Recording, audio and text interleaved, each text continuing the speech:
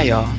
I'm Shannon Mitchell, a Black millennial entrepreneur and Amazon bestselling publisher, author, and all natural product manufacturer. I'm a champion for your natural self care, sustainable business care, and overall intentional wellness. Hey, y'all. I'm Christine Gautreaux, a white social justice advocate, an international speaker, coach, published author, and dancing social worker who helps you upgrade yourself and community care. Together, we are a podcast rooted in the 8 dimensions of wellness and the co-founders of the Women Connected in Wisdom community. And we like to get together every week with special guests for intentional conversations about how to be wise in business, relationships, and wellness. Like, how do we do it? How do we do it? I still can't believe we're in season 24, episode 197. I'm like, 190 what? Right? Getting super duper close to that special episode number 200. Yeah, it is. And even though, we have the benchmarks and the things we look for, every episode is still really good. There's, I always enjoy our conversations. I always enjoy our guests, their resources, and the different things that I didn't expect to learn, and I love coming in and getting my answers to the questions that I have for them. So I'm excited about today too. Right? Yeah. Well, today I'm coming in from Asheville, North Carolina, where I'm caregiving a dear friend of mine for her second knee surgery. Yes. And it's a little warm here. How is it in Atlanta? It was warm and it was raining earlier, so it was a little cooler, right? So I put this on and it lets the air flow through, but keeps you nice and snuggly. I like that. But sitting inside, it's a little toasty. So Okay. the temperature has been beautiful. Beautiful All right. walking weather and like get outside and take a few deep breaths. I was just curious. And our guest is coming in from Boulder today, which, I have fam there. They gathered this week for my mom's birthday. My mom's birthday was on June 2nd, and Really? and all her siblings went in and they went fly fishing for the first time. Oh, wow. So Yeah. wait, we got to back up. How many siblings does Janet have? Well, now that are still here, she has 2. She has Aunt Rosie and Uncle Tom. And, if I haven't ever said it on the podcast, I should say this. Like, my Aunt Rosie is one of the top 5 funniest people in the world. She's You have funny. not said that. Okay. You're gonna have to when she comes into town, like, she's funny. And she is my, Wordle competition also. So our family likes word games, and, so every day when I play the Wordle, especially when I do well, I text it over to her with a little emoji, and then she'll text me back and we commiserate when we both bomb out and. Yeah. Isn't that the game that you said you, Joe, and the girls were playing at the table and like y'all would play it in the house too? No, Wordle is a word game that's like from New York Times Yeah. that's on the phone. No, we play Boggle or we play Bananagrams are our word games that we play in person. Yeah, we're a Okay. huge word game family. We got to talk about it. I love like Yeah. little games and stuff. We'll talk Okay. about it. Yeah. It will get my competitive spirit going, so I have to be careful when I play with friends. Okay. Thank you for the warning. Hey, I get it. I just have to check myself, right? I get it. And I have different friends I play different ways with, but Aunt Rosie is one of the ones that taught me to be that competitive, so I can go full out with her, and we just laugh and laugh. And if we're playing in person, we try to make noises or trick each other to distract each other. I mean, it's one of those family things. And today we're talking about financial wellness. That one's always fun. It is. And, it just came up. And I know our guest asked me this earlier, like, what have I been thinking about when we were talking about it, right? And I've been thinking about these over 100,000 Black women that are now unemployed or in different situations, right? When we talk about financial wellness, how do we pivot and move from different positions, right? We were wondering, where will we be after COVID? And now 5 years after COVID, to get that news, I'm sure it's been a whole ripple effect in different things. Well, and so many people in the United States are being impacted right now by national policies and things that are happening. I was just watching something really close to my heart is Job Corps. I don't know if you've had any impact, like any intersection with that, but we were actually thinking about at Interplay, like writing a grant for 2 Job Corps folks. Wow. And I mean, that program's been completely shut down. And I was listening to one young woman's story. It was just hard. She's she was in foster care and had Yeah. gone to Job Corps, and because they shut everything down the way they did, her next choice was a shelter, like, in the same day because Mhm. there was no plan, like, there was no really impacting our youth. So, Mhm. yeah, there's a lot of instability right now, and I know that what we like to do is provide resources for how do we do this and how do we change circumstances, especially if we haven't been taught how to do it, right? How do we have that conversation about financial wellness? Mhm. Yes, so very important. You want me to go ahead and give our Women Connecting in Wisdom definition? Let's do it. Let's do it. So, at Women Connecting Wisdom, we talk about financial wellness is an intentional approach to your relationship with money as a tool. It includes stability with current finances and increasing positive financial behaviors like budgeting, reducing debt, saving, and investing. Financial wellness incorporates knowledge and skills that helps you to change behavior, reduce financial stress, create a strategic financial plan to reach your desired financial goals. So important. We always talk about, like, what stands out. It's the budgeting, right? How much do you think is a good plan for gifts and celebration for a year, Christine, for, like, all the birthdays that you do or, like h I'm horrible at this, okay, okay, Shannon. Like, okay. the I that is a asking me that one on the fly is Yeah, so bad. I So, understand.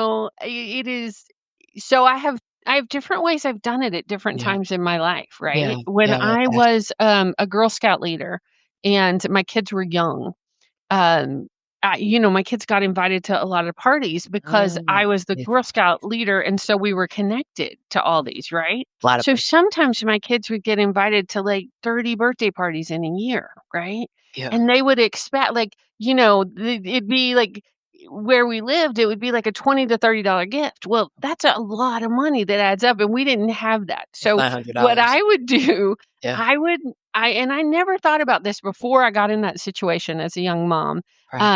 because I wasn't a huge shopper. But what I would do is I would pay attention to the sales, like Mhm. at Claire's or at jewelry, like it's things that little girls liked, because that Yeah, was most of the birthday parties that we got invited to. And I right. would go when there were clearance sales and I would buy really cool stuff. And then I would repackage it. So I'd get it for like a dollar. Like, Yeah, I yeah, mean, yeah. something that was Come like on. $6.99 or $9.99, I'd get it for a dollar, and Yeah. then I'd repackage it into a cute, like, little gift bag, like, so I'd total probably spend $5 on the gift, but it Mhm. looked like a 20 or $25 'cause, you know, Good job. thriftiness is one of my values, Yeah, it's a skill. and so I probably am not the right person to ask, and I would That be is you embarrassed are to the right say person because to all ask. my friends "Well, I gave you Come this on now. really gorgeous bag one time, Yep, but I had won it at a yep, raffle." you Now, I'm did always also. honest about it, like, I Yep, tell my friends, like, "Oh my god, this is a $300 bag. I got yeah, it for a dollar." yeah, yeah, yep. And no, you are the right person to ask, Christine. Do you see how much you just saved our listeners? Okay, we went from 900 to 150. Okay, our guest expert is shaking her head yes, okay, like, that is how you do it. And I'm so glad you said that because I'm thinking about my list of friends. I didn't even think about the multiplication when it's everybody's list of friends and then all these kids' parties, like, it makes sense. Yeah. And so I honestly have a gift closet Mhm, that, mhm, now, I have some besties that if mhm. they ask me for something specific or Right. something like that, of course, but, Yeah, yeah. I also know my friends, like, Yeah, so you do. often I'll see something on sale and I'll get it for them and I'll put a little note. Now the trick here's the trick, especially with me being ADD, Okay. not hiding it from myself.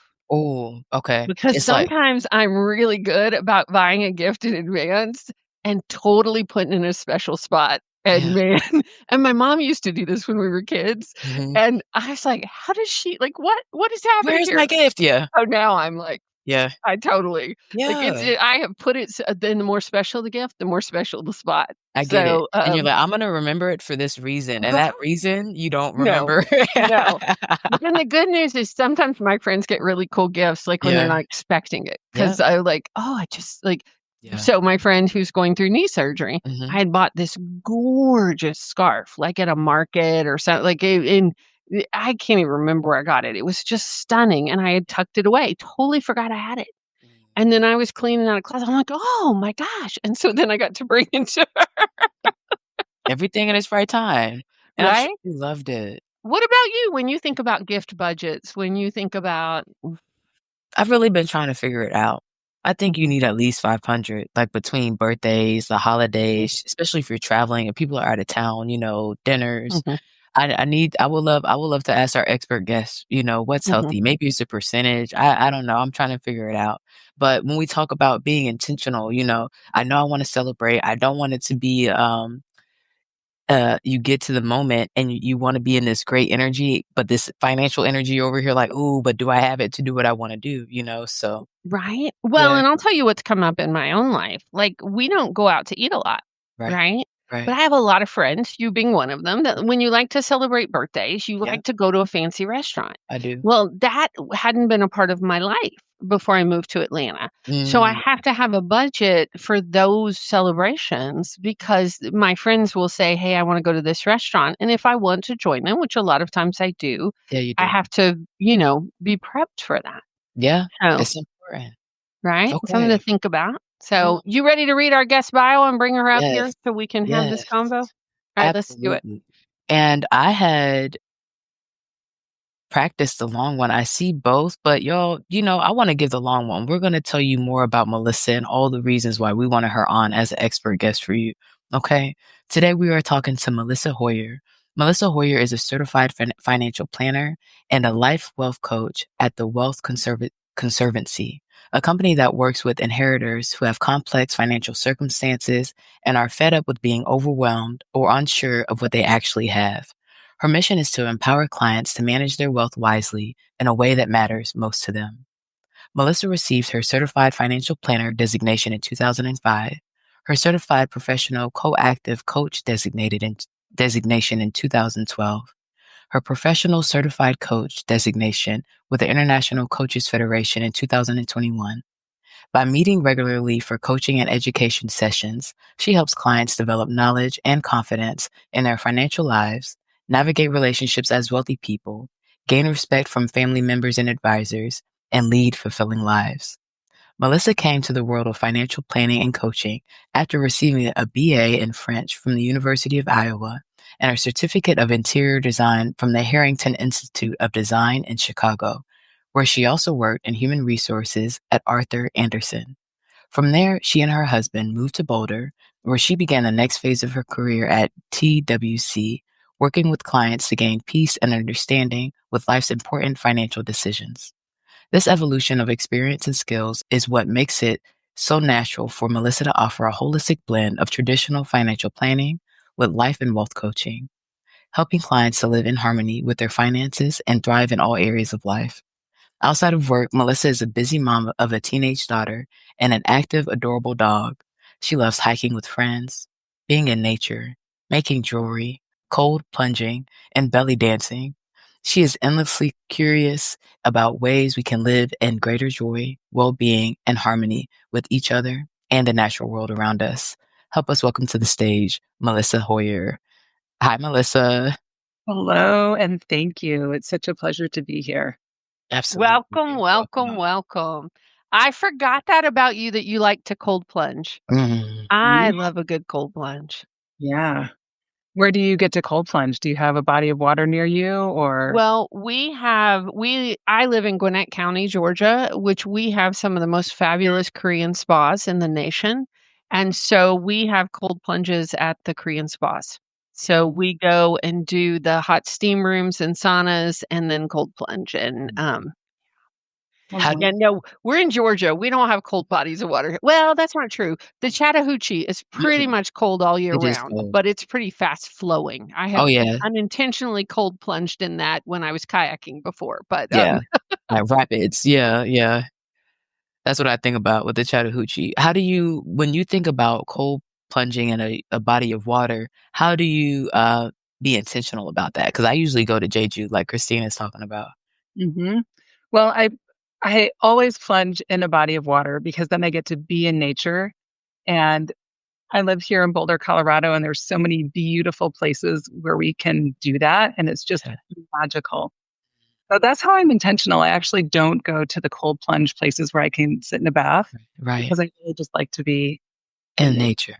I love that. Oh, I'm so doing that the next time I come to Colorado. I Mhm. love that, Melissa. I love It's like night and day. Yeah. So, Right? And, it's always funny, like, the parallels I see of things with us talking about gifts. I'm thinking about how you help your clients, right? The inheritors, they get this gift and they're like, I don't know what to do with it. Or maybe they had some type of conversations. And then what are the ways that you help them make it feel natural to them, make them, operate in joy and have balance and, like you said, have the fulfillment that they want to see with their finances. mhm. Well, usually when our clients receive a gift, it's a large sum of money, Mhm, and it depends if they've been prepared for it or not. mhm. And it seems like a lot of times people come here when they've received something that they haven't been prepared for. Mm, So they're in a state of transition mhm, and sometimes shock, and there's emotion that goes along with the gift at times mhm, if they've mhm. lost a loved one. Of course. Or maybe it's a trust distribution and they haven't lost someone. But either way, Mhm, it's a change in their mhm, life. The way that they knew it will no mhm. longer continue in that way. It affects their relationships. And I think that's huge because that's what's so, I think I read one time that relationships are more important to our health than even diet and exercise. Like they're that Wow. important.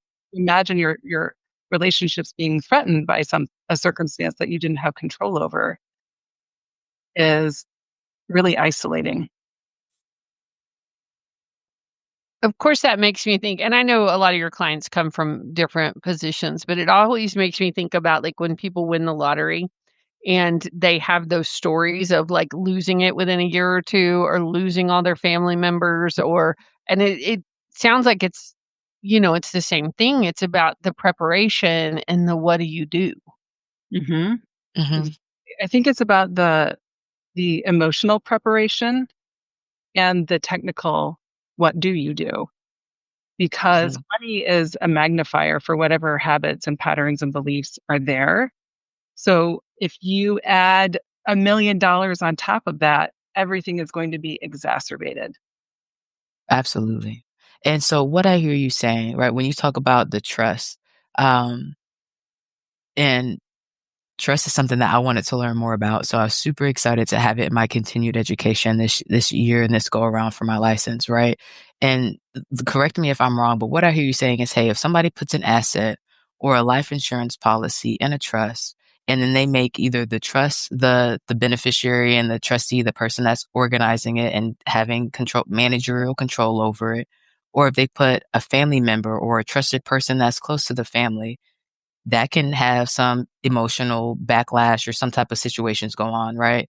But then it's also the power dynamics and the shifts of who used to be like, let's say a grandparent or a parent that used to be the head of the authority, and now this other person is in a new place of authority as far as management of the assets and all the things that can come with that. Is that what you're specifically talking about? Mhm. That's right, and that's a really good observation, is that when you're doing your planning and you may create a trust, you might not, you Right. might have a will and name someone the executor who will handle things, at that point in time. Uh, Whatever it is, whoever it is that you name, all of those relationships are going to shift and Mhm, change in response to that. So being mindful of that in your planning mhm, and the awkward conversations that can happen if you put your son in charge of something that they'll need to handle for their cousin, and then they have to be like a parent to their cousin. So it's mhm, a really good idea to be thinking through all those different um, things that come down the road that we're not always aware of when we're making the decision in the moment, mhm. as well as finding the right person to do the job, the person who has the skills and who's trustworthy, and they could be successful in that position. And so that's where I would love to go next. When you talk about prepared or not prepared, with your experience, what would you say is the best way to prepare somebody to be? Is it an inheritee or And an then, inheritor? Inheritor? Okay. well, ideally, best case scenario, whether it's the wealth creator, the person who's created a business that generated wealth that they can pass down for multiple generations, or if it's the generations who are stewarding the wealth so that they can pass it down for multiple generations. I'd say the best way to prepare someone is to create a culture in the family Mm, where the children are raised right from the beginning being educated about money in ways that are appropriate to their age, mhm, as well as having the support and the family culture to um, raise your children to, be successful in their position in life. mhm, And the culture is where it gets interesting, and that's where the family can come together and talk about what are the values that we want to raise our family in. And it's a little different than when a parent raises a child or the parents raise a child. You've got like the whole family, brothers and sisters and cousins who are all coming together in this situation. So it's a right, lot harder when you have that many people involved. mhm, And Melissa, I know you're a parent, and I'm sure you raised your child with financial wellness and knowledge. Do you have any resources that you would recommend for our listeners for young kids and appropriate so they know what's appropriate? mhm, Mhm. I love this book called Financially Fit mm, Kids by mhm, Jane Godfrey. And what I love about it is she will go through each of the age groups starting from like 2 or something. And she lays out the basic financial skills that children should be learning. And in each age group, she has examples of the milestones and activities you can do with them to teach them about those specific areas. It's pretty mhm. cool. I love that. I love Recently, that too, and I think about, like, if you've got somebody that doesn't have it, like, they could go back as an adult and read I it, think that's and exactly what I was thinking. mhm, Yeah, absolutely. because talking about compound interest to my goddaughter, I was like, it'll be good for her subconscious, but, there's gotta be a better way, you know? Yeah. Okay, financially fit kids. I like it. What Yeah. were you about to say, Melissa? Well, there's another book I wanted to recommend called Own It, and this one I just recently learned of.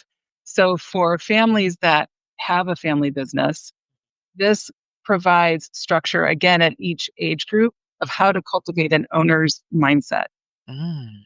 which I think is pretty neat. And it's very important, in teams, we see the difference between people who take ownership and people who, place ownership otherwhere, outside of themselves in other places. Yeah. This is ownership for all of us, right? It's we walk down the hall and there's, piece of trash on the floor and you pick it up. Like that's an owner's mindset. We're just taking care of everything, whether or not it's your job. Right. can I tell you that that's why I'm married to my husband today? Tell us more. Um, do y'all know did I have told this story on the I don't podcast? think So so. our first date, our first official date, we were Mhm, going to a county fair in Texas, and it was back when, you have, Coke cans, like, you would get discounts to get in, and we were college students. So we're walking across the parking lot, and he sets down a Coke can and he keeps walking, and I stop. And he stops and he looks at me, and I go, "I don't date litter bugs."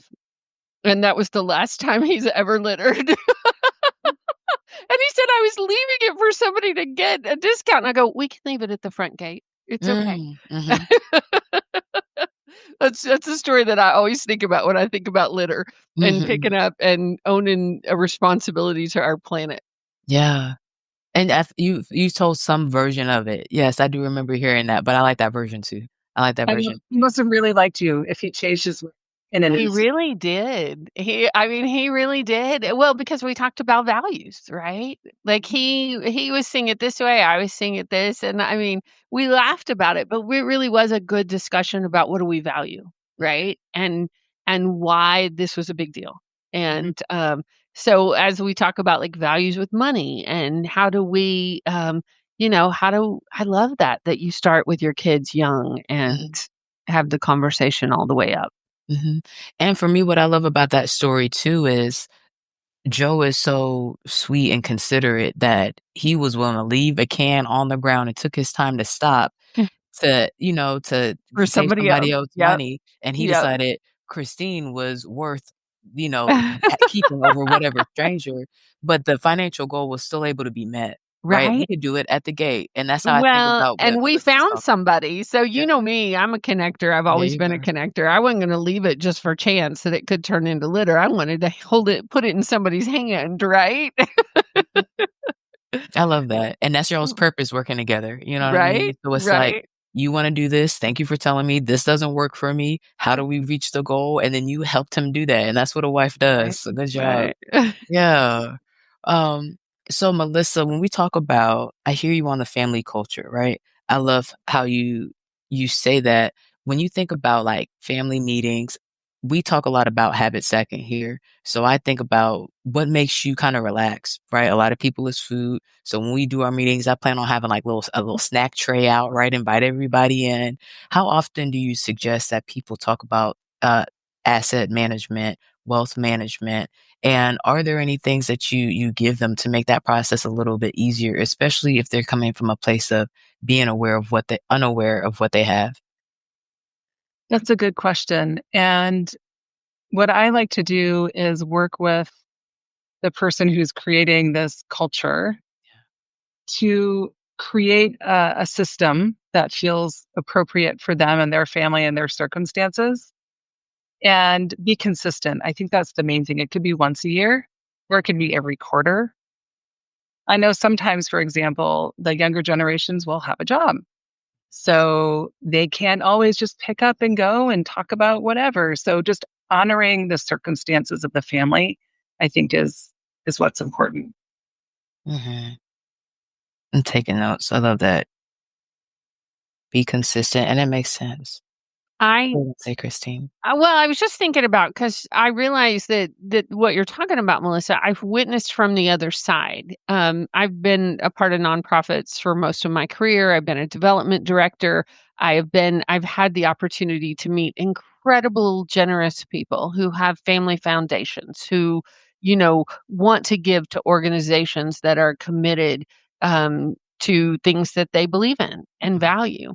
So I was thinking about that because one of our donors currently where I work was like, yes, we plan on giving this and we may plan on getting more, but it's not just us. We have to take it back for the family and have the discussion or have the so even navigating that, the what organizations are important to you? What organizations carry out your mission? That I mean, I'm just thinking about, sometimes that's challenging with 2 people. And Mhm. when you get more, when you get cousins and brothers and family, like, okay, let me just total sidebar. Okay. What's the biggest family group you've worked with, Melissa? Like Mm, in numbers, like question. Yeah. Well, that is a good question. And typically, I'm glad you asked that because typically I work with an individual who's okay. part of your family who might have a large family office or a big family. And I work with that person to help them integrate with their circumstances, to help them know what's important to themselves, and to have the confidence to speak up in those moments and have the wisdom to listen to other people. So, to be a great participant in those kinds of family conversations. Mm. I love that you do that and you do that coaching because I think so many of our guests when they come on, um, they're talking about really important things, and your work in the world is really important. And I think so many women, especially, we think, oh, we should know how to do that, or oh, um, I don't need to ask for help and that you exist and do this work that somebody can reach out and say, "Hey, I need support on this. I need a plan. I need somebody that this is their expertise," Mhm, I think is so valuable. mhm. It's really rewarding to be able to do that for people and see them flourish and thrive and get excited about whatever it is that they're up to. So, thank you. Yes. Yes. I remember, listening to the audiobook at the beginning of COVID, Barbara Stanny's Secrets of Six-Figure Women, and Mhm, that's when I really started thinking about the weight and the emotional impact, right? You get okay, sure, you have the money, you have the house, houses, whatever it is, and are you okay though? No, you're not, you know what I mean? So, how do you, um cope with that, like you said, the transition, and then this opportunity that you have. I know it's so important. When you talk about that mindset that you work on that individual with, What are Mhm. the biggest challenges that you see your clients deal with? Well, it's interesting that you mentioned that because Hey, y'all, this is a great place to take a break, take a deep breath, and hear from our awesome sponsors that make Women Connected in Wisdom podcast possible. Shannon, we are so grateful that Shayla Glow is the sponsor of the Women Connected in Wisdom podcast. And I wanted to take this moment to ask you, when you think about the people who use Shayla Glow, who are we talking about? That's a good question. I think about three groups really.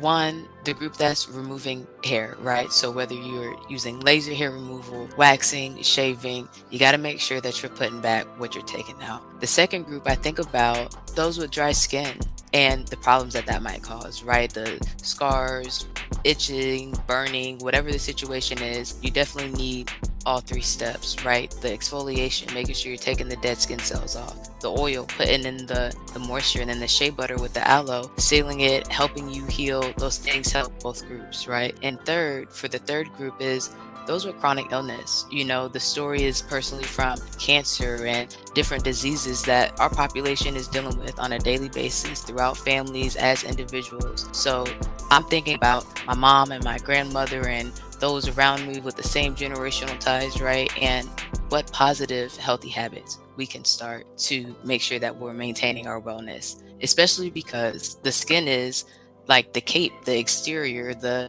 shield for your immune system. So with COVID, we have to be intentional about covering ourselves. And those are the groups I think about. I love it. And you know what else I love about your product? It's all natural, handmade, Yes. and it smells great, y'all. So, Yes. Esthetician yay. tested. Yes. Esthetician tested and approved. Yes. Yes. What about you? When you think about your company, what groups of people do you think about? Well, you know, I work with individual coaching clients, I work in community classes, and with corporate teams. And with all of them, I use a strength based, embodied approach to help folks connect with themselves and access joy, reduce burnout, and build resilience. You know, especially during these times, I think we need it. I think we need all the hashtag partnership power we can get. Yes. well, it's interesting that you mentioned that because someone can have financial resources Mhm. Mhm. and not feel wealthy. Mhm. So part of the coaching is to help connect those dots and to get a sense of worthiness, period, regardless of what the circumstances are with your I hear you. finances. Right. And I think we develop that through cultivating self-love Mhm. Mhm. and doing practices that can, help us feel calm, like breathing or exercise or drinking cold water, whatever it is to regulate, feel calm and relaxed. And from that place, then we can access our inner wisdom. Mm. And I work with clients to be in that place because then that's where like the magic happens. And there's so Right. many things we can build from there. Mhm. Boy, isn't that the truth for almost anything? It That's is. the thing. Yeah. When you think about every dimension of wellness, when you think about almost every expert we've had on here, right? It really starts with us being grounded and being able to get out of our fight or flight and Yeah. be in our parasympathetic nervous system and just whoo, be with whatever Oh, it is, yeah. right? Yeah. Melissa, when you think about financial wellness, when you heard us read our definition, do you have anything to add to it? What do you think about? I loved your definition. I was giving you a thumbs up. It was Thank really you very much. Thank you. uh, well, I would say that for financial wellness, it's being in a place where you can do or have what's meaningful and important to you. So that goes along with your planning and budgeting and awareness and things like that. Um, Being able to manage your money in ease. So it's not a stressful time when you're checking your account or talking to your family or a loved one about money, but you can do that in ease, confidence, certainty. You may not have arrived where you want to arrive, but you feel like you know what to do to get there. And I would add simply being financially resilient. to that. I think you mentioned that, but whether it's making sure you have an emergency fund or, maintaining good credit or having insurance to cover certain things like disability or life insurance if it's needed and things like that. And also developing all forms of wealth, which I think is really important. So we have communities of people who can help us. And that is what I think when we embrace all of it is what helps us feel wealthy. When you talk about different types of wealth, what comes to mind for you? Intellectual wealth Mhm, and spiritual wealth, mhm. emotional wealth, friendships, Yeah. wealth. Uh, those are some examples of other. So our 8 dimensions of wellness. Mhm. Just instead of saying Setting 8 people dimensions up. of wellness, say 8 dimensions of wealth. Yeah. Oh. And it's true, when you talked about Melissa, like, owning the wealth, you Mhm. know, I was sharing with Christine earlier my financial situation, and what do you call them? The wealth creators. I'm a wealth creator, right? So I'm first generation, and my kids will be, the children and the grandchildren who have the opportunity to have experts like you on their team. But even though the commas and the zeros are not in the account yet, I know that I'm already wealthy. I know that I have, um what we would want money to secure. The goal is now just to secure it and stabilize everything, but I have my loved ones. I have the opportunity to have physical wealth and go and run after the podcast if I wanted to and all these things. So I'm excited to be able to narrow it down to, okay, let's work on this financial literacy and the opportunities that we have in the businesses where we Mhm. are right now, passing the 5-year mark and growing. Beautiful. I love that because what I'm envisioning for you is that you're going to be built the financial wealth from this foundation of already feeling and knowing your worthiness and wealth. Mhm, mhm. So, wow, that's Mm, going to be amazing. thank you. I love that. So, Melissa, when you have a client, because we've had a lot of folks on the show, right? Different financial coaches, different, and one of the things that often comes up is they talk about, the money myths or the things that their families taught them, either consciously or unconsciously, that may be blocking them having money or if they have money, in your case, with the clients you're working, enjoying the money. Like, how do you navigate that with somebody that, like, has that one of the ones that's really common in Western society is money is the root of all evil, right? And so say somebody comes to you with one of those blockers. What do you do? Mm-hmm. Great question. I think of this as like an iceberg, how we can see the tip of the iceberg and not everything underneath. So the process is to put on the scuba gear and just dive down and from a place of just compassion, love, non-judgment, see what's down there. I also think of it as like going into an attic, and opening up all the boxes, like, oh my gosh, I didn't know that was there. And then through that process, which you can do through storytelling, I just ask, Right? and then I listen. We both listen for money messages, money patterns, habits, beliefs, wisdom that has been gained, that has been passed down. And then we literally just write it down. And then there's just so much awareness. So all those things below the water and the iceberg have become in our awareness and we're more conscious of them. And then at that point, we can circle, like I'm doing this the old fashioned way, circle. Right. What is it that is supporting you now in life? And what are the things that you're ready to bless and let go of, transform? And what new habits, patterns, or beliefs would you like to replace those with? I love And that. and that's what I've been working on. I listened to this audiobook of, what was it? I wanna say, like, Unlearning How to Be You. I feel like I'm getting that name wrong, but I've been working on, okay, if this is not working, if I have not been, organizing my QuickBooks transactions every month for every business how I should, right? What should I do in that time instead? And it might be a new playlist with a new action, and we are going this way, to literally redirect it and work on the habits and um the steps that'll get us to the results that we wanna see. Mm-hmm. When you think about, and I know we said family culture, right? When we think about setting up the inheritors, and I know it might be subjective based on where people are, right? If you look at somebody's situation, you're like, wow, they were well set up. What does that look like in your mind as far as, again, a generic foundation? Well set up. Um, Mhm. yeah, that's a really good question. I think that could have a million different answers. Yeah. So I think just to like maybe make it in the essence, I Mhm. think someone's well set up when they've been loved growing up and they know they've been loved Mhm.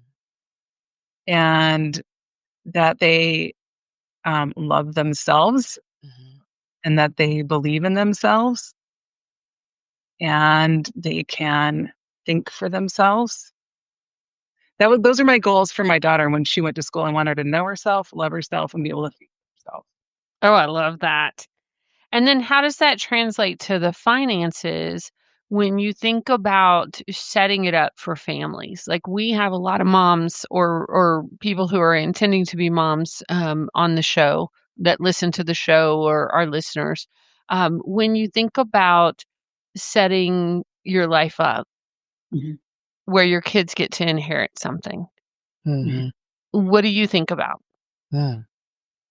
Okay. Again, I'm thinking of maybe something a little different here, but I know with my daughter, I see her the most, I don't know what the word is, happy maybe Mhm.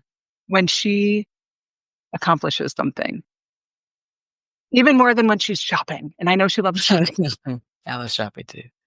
So I think, in me three. So I think that, um, especially when it comes to inheriting, ensuring that they're having the experiences where they get to put themselves out there and succeed and fail and succeed and fail, I think is huge.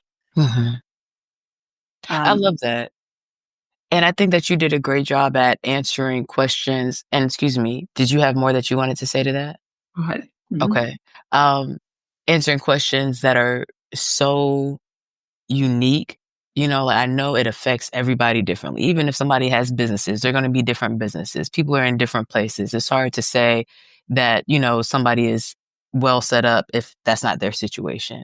Um, and I hear what you were saying, Christine, about the mindset. What I think about is the love of money, right? It's not money, it's the love of money, and then our infatuation with it and all these things that mislead us. When instead, what I hear you saying, Melissa, is the love of yourself, being centered, making sure you're grounded no matter what, right? Because ebbs and flows, economy, bank accounts, variables on different accounts might change your standing, but you have to know that you are worthy at negative, zero, millions, billions, trillions, and all these things. And from that place, you can go any direction that you need to go. right. It's a good story. Thank you. Of course. Of course. I love it. I also want to make sure that we talk about this because you were talking about, I wonder if I wrote it down. Yes. Um, so the emotional, right? And then the technical. Can we talk about the balance of both of those and how you think about financial wellness? I know we've talked a little bit about self-love and stuff, but a lot of times we get caught on the technical side. Can you go deeper into how you think about it and how you work with it with your clients? Hmm. Well, you were mentioning something like QuickBooks, and it's Yes. not, you know, Hmm. so if we're not balancing both of them, we're not able to follow through with all the technical things that we think are a really good idea Hmm. or are a really good idea. Right. So I think the trick to be first finding, going back to what we were talking about earlier, beliefs, habits, and attitudes, Hmm. bring those up to the current day. And then take a look at um, how what are your actual habits, actions, and patterns, and how do you want to use your new beliefs or your tried and true ones to create new actions, habits, and patterns. What are your values in life, and how can you bring your values into creating the desired outcome that you would like to see happen. So really, it's about shifting your mindset, because it's really easy to identify what the action steps should be or what the plan is. But creating an authentic and way that you feel excited and motivated about to follow through, that's where the coaching comes in. Mhm. So it's really kind of a dance of both. That It's makes sense. unpacking what are your circumstances, and always going back to the technical in this dance. There's two things that I think are the most important things to get started, no matter who you are or what your circumstances is. Mhm. And that's to know what you have and how it flows. Mhm. So creating a net worth statement that lists all of your assets, like your bank accounts, your car, your home, your investment accounts, any business assets you have, as well as your liabilities, credit card debt, car loans, mortgages. Of course. And then you see everything you have. And then the cash flow statement, which shows all of your income, whether it's earned income or business income or Mm. trust income, interest income, and then all of your expenses and savings. Then you have all the tools. It's that simple Mhm. to have all of the tools you need to plan, to create a budget and figure out, okay, how much should I spend on gifts? Mhm. Mhm. Oh, so what do you think is a healthy amount? What was your answer when we were having that conversation?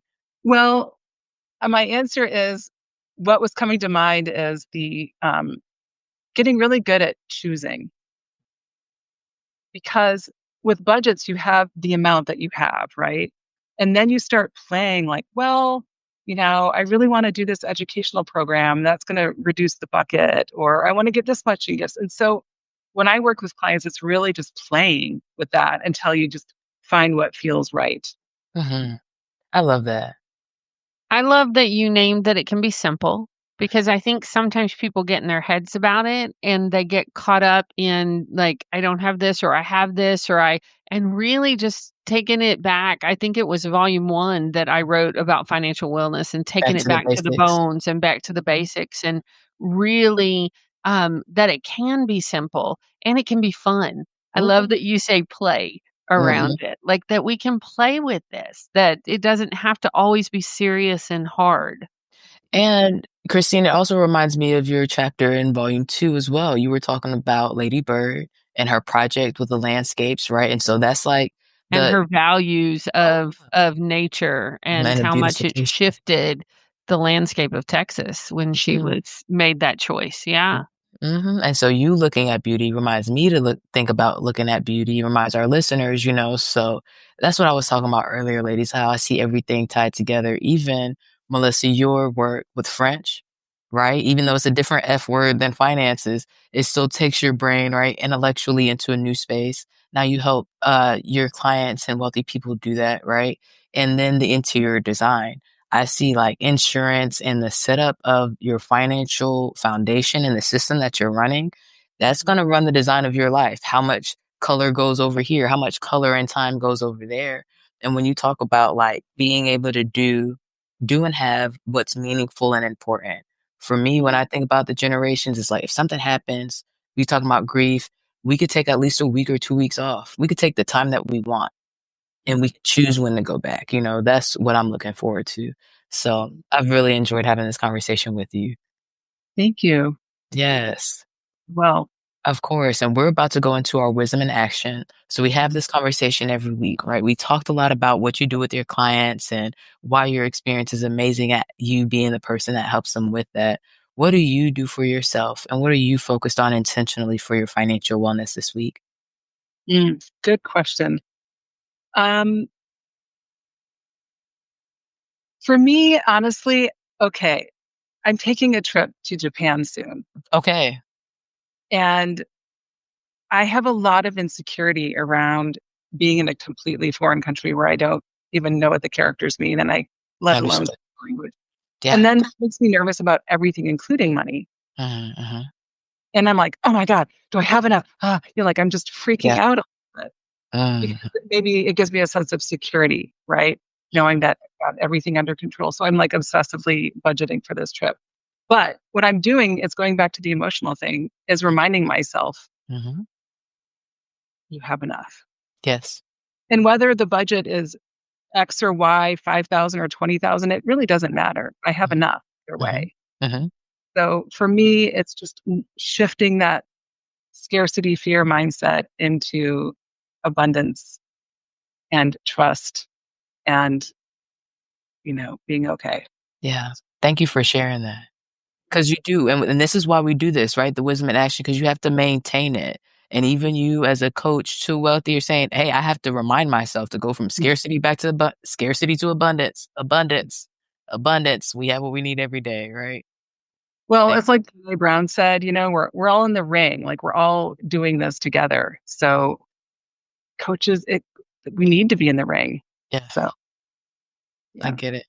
Mhm. Okay. I love it. When are you going to Japan? We're going on the 29th of June. That's Oh, I hope Yeah. you thoroughly enjoy yourself. Thank you so much. I might find some cold plunging or baths or something like Do that. it. I Yes. have to tell you, Melissa, like, I follow a lot of people that travel to Japan because it's Mm, on my bucket list. It's mm, on the things one of the things I'm manifesting. mm, So much fun on Instagram I don't know if you do that or not, but there's so many cool the thing that's coming up for me because 'cause I'm an artist and I love funky art, and there's this they do this thing, and I wish I could call it up right mm, away what it's called, but there's little stamps you get in Japan, like little hand carved stamps that are free. You just have to know where to go to get them. And so if I find it, I'll forward it to you. But it's something that's on I've got it tucked in some folder somewhere when I go to Japan, like, oh, that's fun. mhm. Cool. I'd love to see it and go to Japan. It's so awesome. Yes. Right? Oh, I want that's to my do. plan. Absolutely. Yeah. Shannon, did you say your wisdom in action? No, I did not yet. What do I want it to be? I think that I like, and I could always make so many, but what are we actually gonna do, right? And that's important. I've been talking about implementation. So I will say hashtag own it, right? Because just owning the numbers. What are the numbers? When um I think it was Robert Kiyosaki. I was reading one of his books. It was probably why A students work for C students. And I was like, I have to read this book, right? And he was talking about how people don't want to look at their finances like a report card. Maybe it was Dave Ramsey, one of my financial people I've been studying, right? And they made the example of not looking at the report card. I said, my report card was fine, but I definitely get how it is in the bank accounts. And so I've been working on it for some years. And we're in this new season of transition, you know what I mean? So owning the numbers, knowing where they are. In business, when I think about the wisdom, it is the being consistent, right? Melissa, it's the marketing, the consistent nurturing I'm about to restart and work on doing for my audiences. And then personally, it's having fun with it. Where are the numbers at? Do we need to move anything based on our goals? And it, like you said about your daughter, it does feel really good to say, hey, we moved this budget from 125 to 75, not for scarcity, but because we see we can reallocate some things, we hit it. That feels amazing. So that's my wisdom in action. Own it. Hashtag own it. What about Love it. yours, Christine?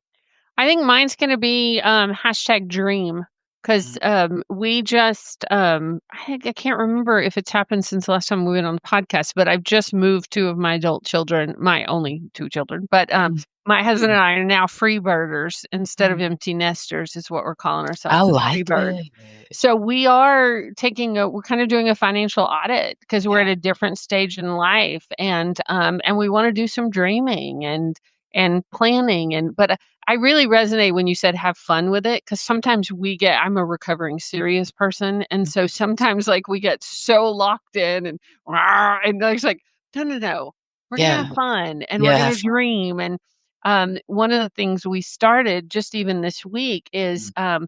we want to take, you know how people have baby moons where they go before a They have it. baby's born, they have like a little honeymoon. Yeah. And we don't have a name for it yet. I need to come up with a name, but we Mhm. wanna do like a free bird trip. Like, we Mhm. wanna do a little trip this Mhm. fall for us being empty nesters, and, we've had 27 years of everyday parenting, Yeah. And so we started dreaming because Joe loves astronomy and he loves dark skies, which we live in Atlanta, so we don't get them that We don't. often. We don't. And so we've been dreaming, and I'm traveling this week, Melissa. So we've been dreaming by sending each other little different ideas of, oh, we could go here, or we could go. Like we're kind of flirting I like literally it. with the dreams of what could we do and what does the budget need to look like and what do we need to save to make that happen. And so yeah, we're having fun and being playful with our finances right now. What do you think about this? What about a free bird flight? Ooh, a free bird flight. I like it. I like Mhm, it. mhm. Yeah, I like it. I'm excited for Yep. you guys. Yeah, we're excited. We've been holding it down with college and everything for a while, so we don't want to go crazy, but we do want to have a little like whoa. Yes. Well, You deserve it. trip, huh? What'd Say you it say, again. Melissa? Maybe it's time for your Japan trip.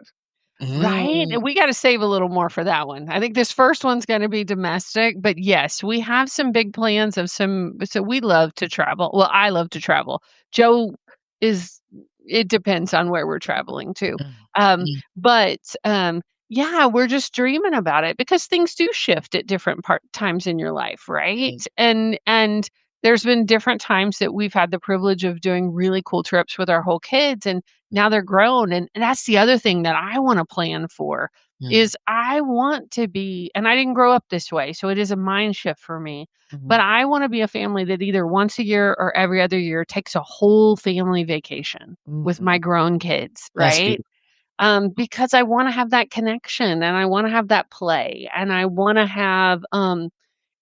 build that tradition with my kids and their partners, and, I just it's something I value. And I'm like, okay, so in order to make that happen, I may need to make the planning and Mhm. and the budgeting for that. So Yeah. I love that you said that too, and that's what I wanna encourage our listeners with as we round out the conversation is in Barbara Stanley's book, she's like, "Nobody's coming to save you. People are waiting for this white horse." She was the daughter of I think it's HP, her dad was, like, this huge maybe it's FedEx, this huge company, right? And she still too needed to tap into her worth and what the plan was and all this stuff. Um, but it's what was my point? You were talking about family trips. I can't remember what my point was there, but was what it I about was dreaming and playing or And what I was thinking about is our family trips that I've had the opportunity to take with his mom. We went to Florida and celebrated both of our birthdays because mine is May 17th, hers is May 21st. So it's right after. And it does make all the difference when you talk about the pace in the family. We know there's loss and there's work to do and there's trips and there's meals to plan and laundry to take care of in the yard and the cars and here we go with all the stuff. But to pause and say, hey, we're here. We're going to have a really good time. That feels really good. Yeah. Melissa, thank you so much for your expertise, for your work in the world, for your wisdom. Thank you for being a resource to folks who need support along their journey. And we're grateful to be in connection with you. And we wish you all the best and such fun on your Japan trip. Like, Yes. Thank you so much. It's been great to be here and such an honor to be with two women who obviously have lots of wisdom. Thank you. thanks, Thank you so Melissa. We much. look forward to staying connected. Yes. Good convo. Yes, yes. And Um, I love that it goes back to knowing yourself. What do you want to do with your money? What brings you joy? What brings your family joy? So it's like the self-care, the community care. And if I know we have some viewers, if y'all see this URL on the bottom of the screen, thewayintowealth.com. This is how you can find Melissa online. And she has her product offerings and the different steps. You can set up a call with her. Um, And we'll but put it all that in the show notes too. So if you're excellent. driving, you can check back in You at can snag it. womenconnectedinwisdom.com. Yeah. And when we talk about planning, sometimes planning causes stress, sometimes it brings anxiety, these things, but I feel like that's only a margin of the time, right? It depends on what's going on. A lot of times for me, it creates more space. Me knowing that, hey, this Right. is our goal, this is what the plan is. I'm okay with realistic expectations of stuff shifting, or maybe we have to edit it after things not going to plan. we know that's going to be every day that ends in Y. But a lot of times, if you've looked at it, if you know the numbers, and like Gives you ease. it gives you more ease, So yes, if you need support and you feel like you're a good fit to work with Melissa, please check her out and make that season of transition easier for your life. I was on the other end, I had to put down the jackets that had bed bugs. I was getting bit on the way out. I said, yeah, I can't take anything. And there was Mhm. barely anything for me to take, and that was a blessing in my situation in the way that it was. But super excited to build it and to know that whether you have wealth or not, these are the numbers you need to know to go to the next step. So I'm going to check out the financially fit kids for the guy kids. I like the own it, Right, for the right. family. I'm thinking about So this many good fam- resources. and the family culture, that you could set up to make it sustainable. I love it. Right. Anything else you want to say to our audience? Anything they should know?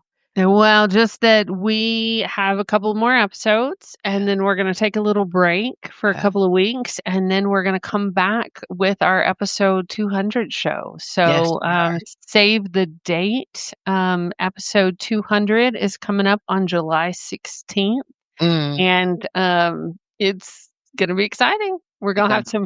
We're gonna have some special guests and some celebration and all kinds of fun Yeah, we things. are. Mm, We should probably also do some giveaways, like, of mm, some Women Connecting Wisdom books. That'd be mm. fun.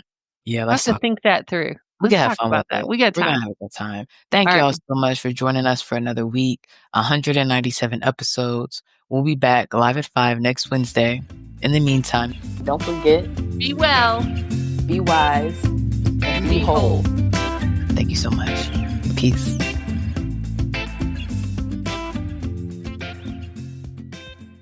Thanks for listening. This has been the Women Connected in Wisdom podcast. On air live on Wednesdays at 5 p.m. Eastern via Facebook and YouTube. Be sure to like, share, and subscribe. Be part of the conversation and get connected at womenconnectedinwisdom.com.